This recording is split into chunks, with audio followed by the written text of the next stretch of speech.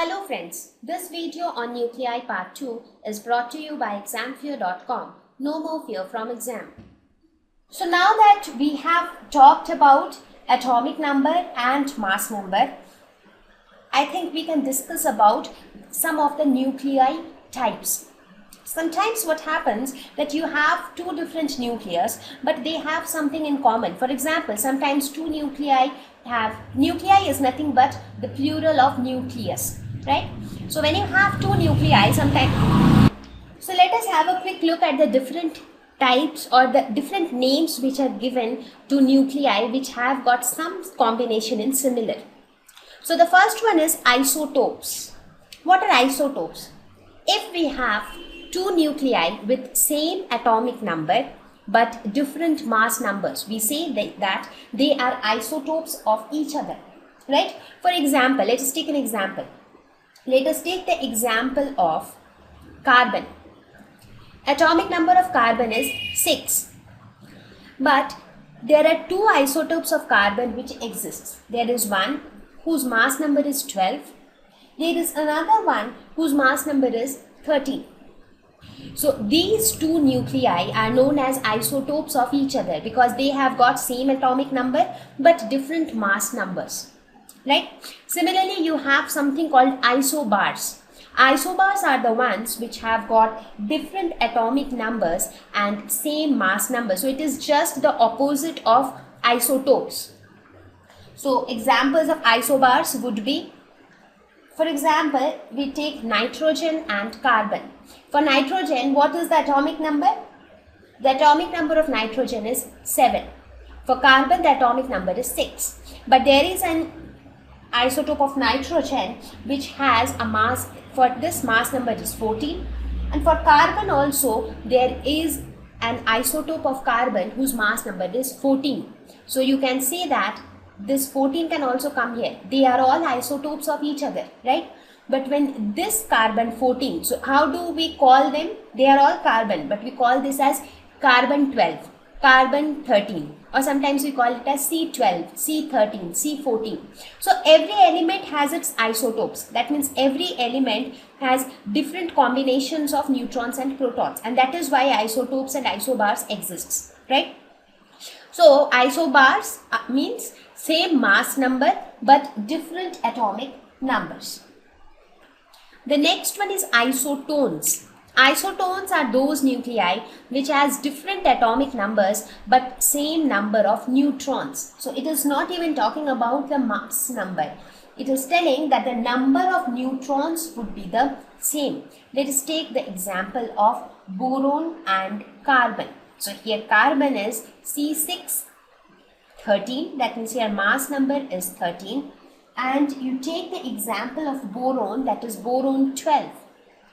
What is the atomic number of boron? That is 5. So in this case, if you see, you have different atomic numbers. Here it is 5, here it is 6. But again, you have different mass numbers as well. But what is similar here? The number of neutrons. In this, what is the number of neutrons? If your mass number is 12 and if your atomic number is 5. Atomic number is 5 means how many protons are there? 5. Mass number is 12 means number of proton plus number of neutron is equal to 12. So how many neutrons you have? You have 12 minus 5, that is equal to 7 neutrons. Here also what is the number of neutrons? 13 minus 6, so that is 7. So in both of them the number of neutrons is 7. That is why they are known as isotones of each other. So this is one nuclei, this is another nuclei. So whenever two different nuclei have something in common, for example, if their mass numbers are same, we call that they are isobars of each other. If their number of neutrons are same, we say that they are isotones of each other. And isotopes always belong to the same element because they have the same atomic number, but the number of neutrons differ in them, and that is why their mass numbers are different. The fourth one is a nuclide. You'll see that in the entire lesson we will often be using this term nuclide. So what is a nuclide? It is a collection of nuclei with same atomic number and same number of neutrons. That means atomic number will also be the same. Now, whenever your atomic number becomes same, we are talking about the same element, right? Because atomic number is something which is unique to an element, right? And also the number of neutrons will also be the same. For example, if you take this example of sulfur, the atomic number is 16 and here the mass number is 32. So now if you have a large number of this nuclei, so this particular thing is a nucleus of sulfur, right? Now if you have similar large number of nuclei, then all these sulfur nuclei are collectively known as a nuclide. So basically a collection of nuclei which has same atomic number and same number of neutrons.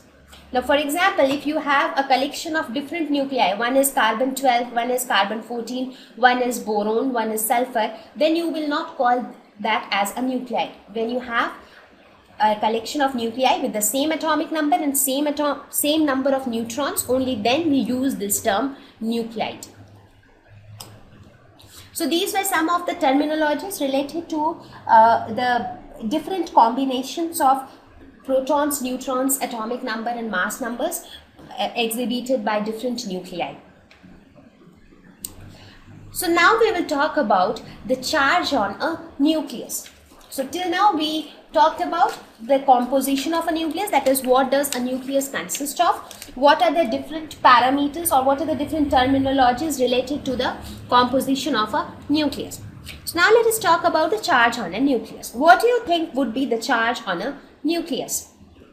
A nucleus is positively charged. That is quite obvious. As I told, a nucleus consists of protons which are positively charged and neutrons which are neutral. So as a whole, the nucleus has to be positively charged. Charge on a nucleus has to be such that the atom is electrically neutral as a whole. So what does the atom as a whole consist of? Atom will consist of the neutrons, protons inside the nucleus, and outside it will have the electrons. So the charge on the nucleus has to be such that the entire atom as a whole is electrically neutral. So let us suppose I have some atom with atomic number Z. I have some atom with atomic number Z. So what would be that? What does this mean? This means that Z is the atomic number. That means how many protons it has? It has Z number of protons. How many electrons it has? It has Z number of electrons, right? So what would be the total charge? And here we are not talking about the neutrons because they are electrically neutral, right? So they will not play any role as far as charge is concerned. So what would be the total charge on all the electrons which are revolving around this nucleus? It would be nothing but Z into E, right? Because E is the charge on one electron and there are a total of Z electrons. So now if the total charge on all the electrons is Ze in negative, then what should be the total charge on the nucleus such that the net charge of the atom is 0? The total charge on the nucleus has to be equal and opposite to the charge on electron. So that means the total charge on the nucleus had to be plus Ze, right? So it is nothing but Z times the total charge on one proton. The charge on one proton is plus E. And how many protons are there in the nucleus? Z number of protons. So this is how the atom as a whole is electrically neutral. The nucleus is positively charged with a net charge of plus Ze, where Z is the number of protons or the atomic number of that nucleus. Okay, so now we are done with composition of nucleus and the charge on a nucleus. Let us now talk about the size of the nucleus. What do you think? How big would a nucleus be? It's quite obvious that the nucleus has to be very, very small because it is something which is present inside the atom, right? So it has to be very small.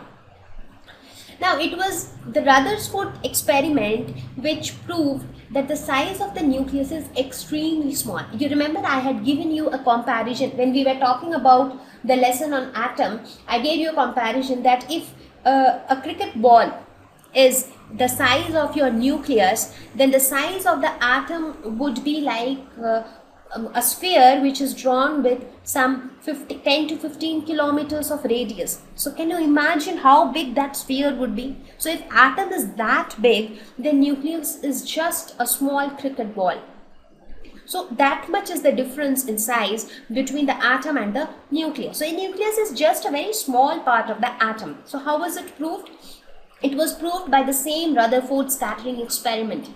We have discussed this experiment in length in our previous lesson, right?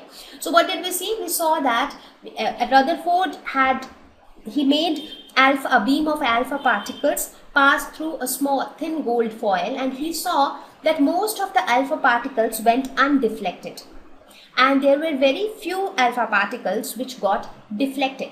So whichever alpha particles got deflected, they were deflected because of repulsion with the nucleus, because alpha particles are positively charged, so they got repelled by the positively charged nucleus, right? So now, since very few alpha particles got deflected, that itself showed that the nucleus is very small in size.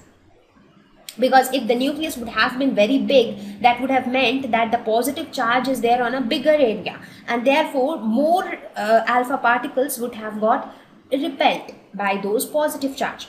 But that didn't happen. So Rutherford's experiment proved that the size of the nucleus is very small. It was later found that the radius of a nucleus of mass number A follows this relation, that is, the nuclear radius r is proportional to a to the power 1 by 3, where a is the mass number. So this is how the radius of the nucleus varies with the mass number. So that means as the mass number changes, what is mass number? It is the total number of protons and neutrons. So if the mass number increases, the nuclear radius also increases, and it follows this relation. Here r0 is a constant.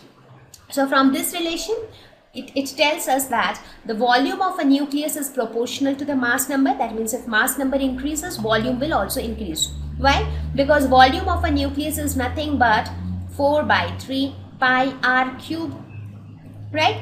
That means volume is directly proportional to r cube, and we can see from here that r is directly proportional to a to the power 1 by 3. That means r cube is directly proportional to a.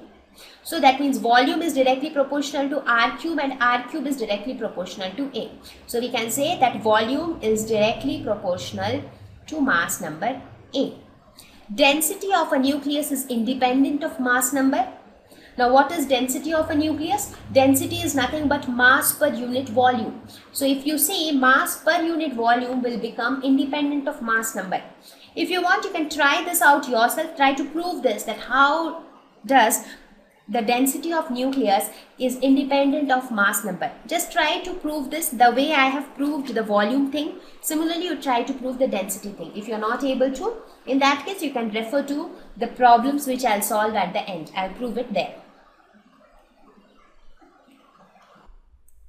Thank you. Please visit examfear.com to watch free educational videos, try free online tests, get the best quality study materials, study from the best tutors and mentors, and much more. Thank you once again.